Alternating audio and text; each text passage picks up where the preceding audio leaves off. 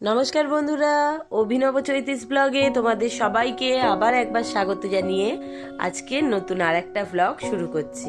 তোমরা সকলে কেমন আছো, কে কোথা থেকে আমার ব্লগগুলো দেখছো আর দেখে কেমন লাগছে সেটা অবশ্যই কমেন্ট করে জানিও।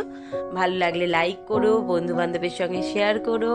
যারা ইউটিউব থেকে দেখছো তারা চ্যানেলটাকে সাবস্ক্রাইব করে দিও, পাশে থাকা বেল বাটনটাকে অল করে দিও। আর যারা ফেসবুক থেকে দেখছো তারা পেজটা অবশ্যই ফলো করো। আজকে শুক্রবার 12ই জানুয়ারি, আর দেখতেই পেলে ঘড়িতে এখন প্রায় 7:10 মতো বাজতে যাচ্ছে। আর ইতিমধ্যে ছেলে একদম সকাল সকাল স্নান সেরে ধুতি পাঞ্জাবি পরে স্বামীজির ভক্ত সেজে রেডি হয়ে নিয়েছে। কারণ আজকে যেহেতু 12ই জানুয়ারি, বেলুড় মঠে স্বামীজির উদ্দেশ্যে স্বামীজিকে নিয়ে খুব বড় করে অনুষ্ঠান করা হয়। সারা দিন নানা রকম ওদের কাজকর্ম থাকে ওখানে। স্বামীজির ছবি, নিবেদিতা, তারপর হচ্ছে রামকৃষ্ণ, সারদামণি সব ছবি পালকির মধ্যে তুলে সমস্ত এরা স্টুডেন্টরা পালকি কাঁধে করে সারা বেলুড় মঠ চত্বর ঘোরানো হয় স্বামীজিকে নিয়ে, নানা রকম গান বাজনা, যাই হোক বিভিন্ন রকম অনুষ্ঠান থাকে। সেই জন্য ছেলে সকাল সকাল রেডি হয়ে বেরিয়ে পড়লো বেলুড় মঠে যাওয়ার জন্য। আর বাইরেটা দেখো, এখনো কিন্তু বেশ ভালো কুয়াশা রয়েছে, আর ঠান্ডাটাও আজকে একটু বেশ ভালোই লাগছে। মানে ভালো বলতে আজকে বলা যেতে পারে বেশ ঠান্ডা রয়েছে বাইরে। ওই যে টোটো পেয়ে গেছে, চলো ও বেরোক আর আমিও ঝটপট রেডি হয়ে নিই। তারপর ভেবেছি আজকে একটু বাজারে যাব।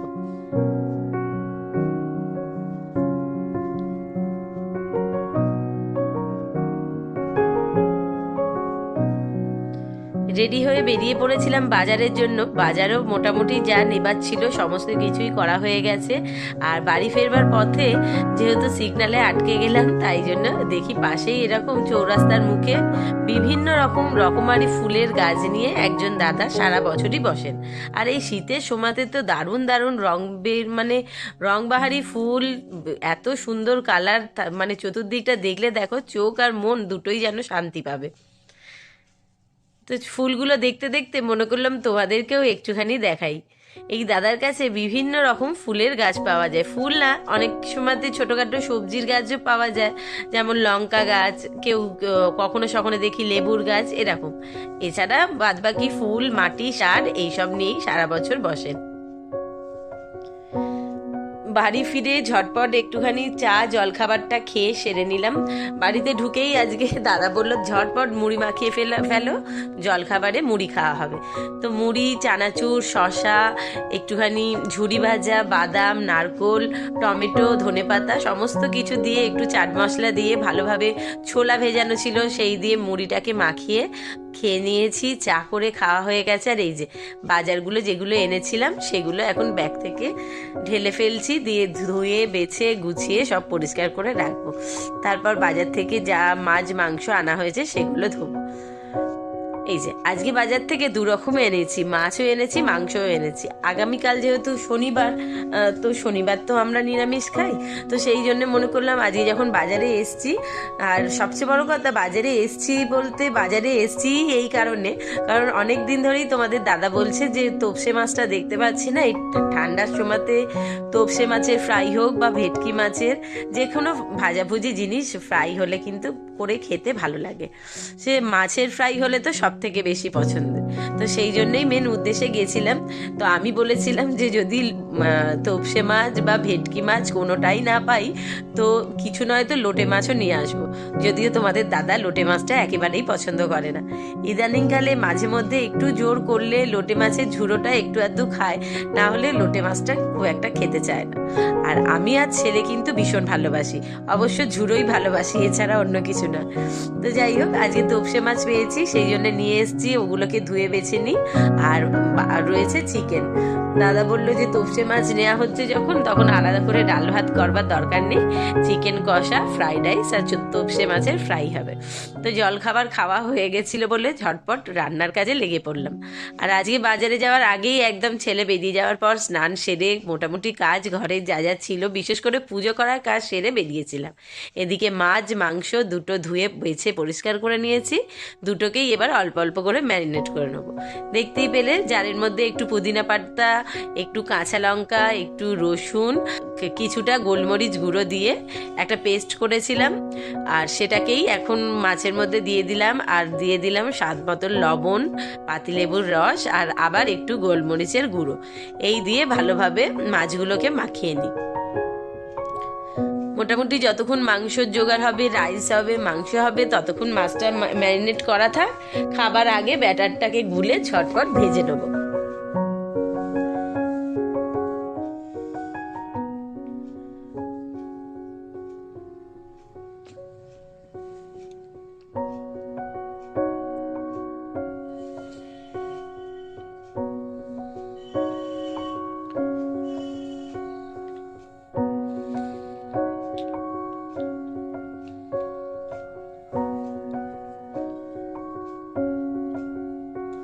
ব্যাস, মাছ মাংস দুটোই ম্যারিনেট করা হয়ে গেছে।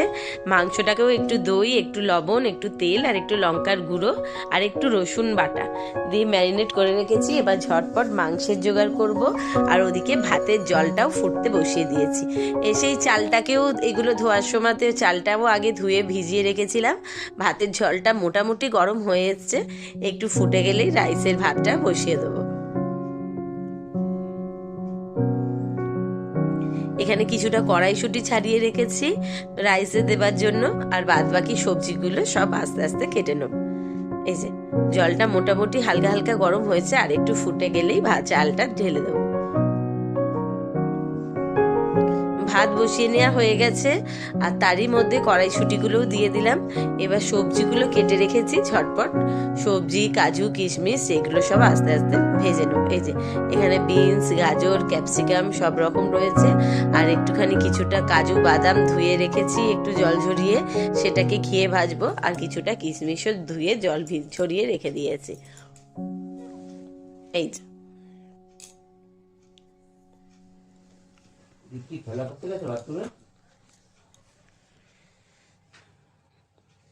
গোটা গরম মশলা ফোড়ন দিয়ে ঝটপট চলো রাইসটা রেডি করে নিই, তারপরেই মাংসটা বসাবো।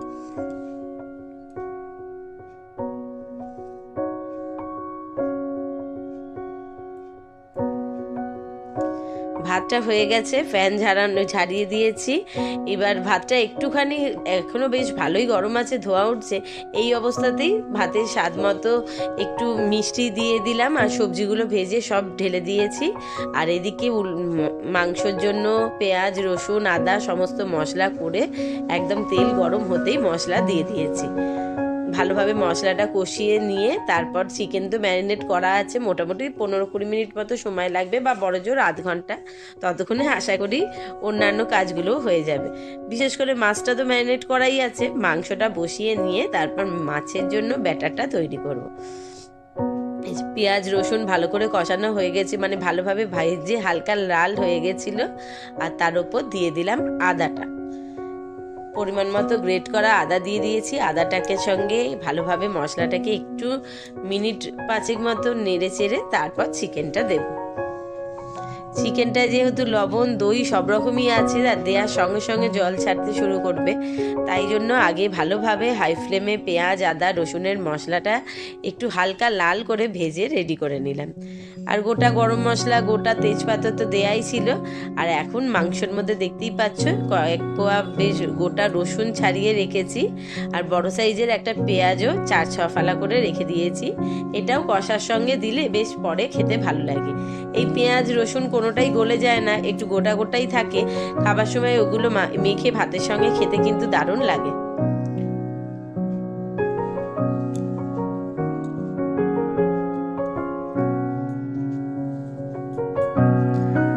তো আজকে স্কুলেই জলখাবার খাওয়া, দুপুরে খাবার খাওয়া সবই ঠিক ছিল, যদিও আমাকে বলে গেছিল 12টা 12:30টার মধ্যে এসে যাবে, দুপুরের খাবারটা ঘরে এসেই খাবে।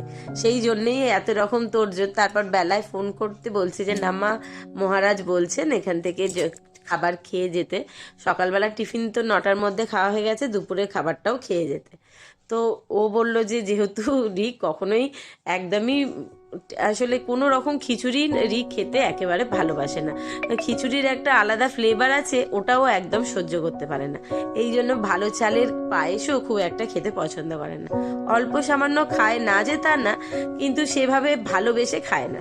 তাই ওখানে আজকের দিনে খিচুড়িটাই হচ্ছে মেন প্রসাদ, মেন ভোগ। তো অল্প পরিমাণে খেয়েছে আর বললো যে বাড়ি ফিরতে ফিরতে ওর মোটামুটি 2:30-3টে বেজে যাবে, কারণ ওদের ওখানে মঠে তো মোটামুটি 12:30টার মধ্যে খাওয়ানো শুরু হয়ে যায় আর 1টা-1:30টার মধ্যে শেষও হয়ে যায়। তো বললো আমাদের গিয়ে মহারাজ 12টার মধ্যেই খেতে বসিয়ে দিয়েছিল, আমি অল্প করে একটু খেয়েছি, যদি ইচ্ছা হয় বাড়িতে ফিরে খাবো, না হলে আর খাবো না। তো যাই হোক, ও আসবার আগে তো রান্না কাজ সমস্ত কমপ্লিট থাকবেই। যদি ভাবছি রাইস চিকেন নাও খেতে চায়, অন্তত মাছের ফ্রাইটা করে দেবো, যেন গরম গরম এসে খেতে ভালো লাগবে।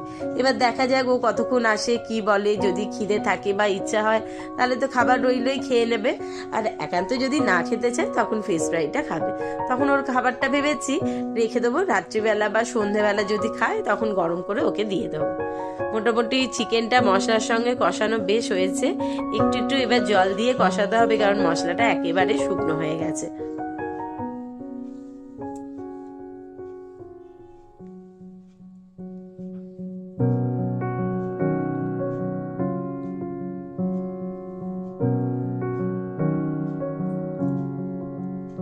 আর কিছুক্ষণ কষিয়ে নিয়েই পরিমাণ মতো একটু জল দিয়ে আর ঢাকা চাপা দিয়ে দেবো।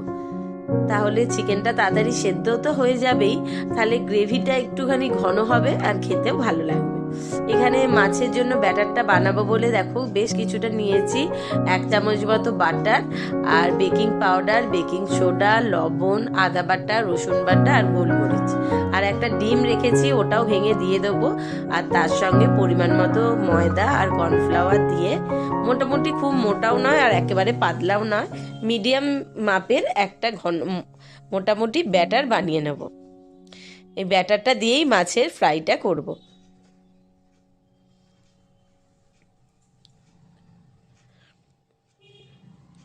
ময়দা দিয়ে দিয়েছি, এবার কিছুটা কর্নফ্লাওয়ারও দিয়ে দিলাম, দিয়ে চলো ঝটপট এটাকে গুলে নিয়ে, কারণ চিকেন আর রাইস তো অনেকক্ষণ আগেই হয়ে গেছে, মাছও ম্যারিনেট করা ছিল। ব্যাটারটা গুলে রেডি করে রাখছি। তা এরপর দাদা যাবে স্নানে, তাহলে ও স্নান করতে যাওয়ার সময়তেই আমি ঝটপট করে তেল গরম বসিয়ে মাছটা ভাজা ছেড়ে দেবো। আস্তে আস্তে মাছটা ভাজা হতে হতে ও স্নানও হয়ে যাবে, আর আসলেই গরম গরম তাহলে খেতে দিয়ে দিতে পারবো।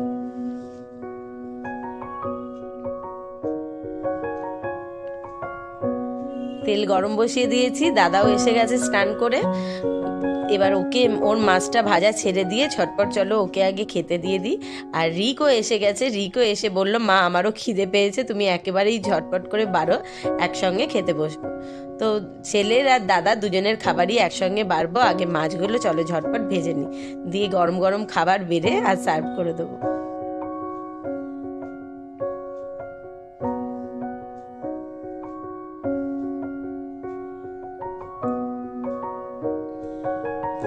দুটো দুটো করেই মাছ ভাজতে হবে। আর এখানে রিকের খাবার গুছিয়ে ওকে দিয়ে দিয়েছি খেতে, দাদাও খাচ্ছে, দাদার মাছটা ভাজতে ছেড়ে দিয়ে এসেছি, ও খেতে খেতে মাছ ভেজে দিয়ে দেবো। তো চলো আজকের ভ্লগটা এখানেই শেষ করছি। সকলে ভালো থেকো, সুস্থ থেকো। খুব শিগগিরই নতুন আর একটা ভ্লগ নিয়ে ফিরে আসবো, ততক্ষণের জন্য টাটা।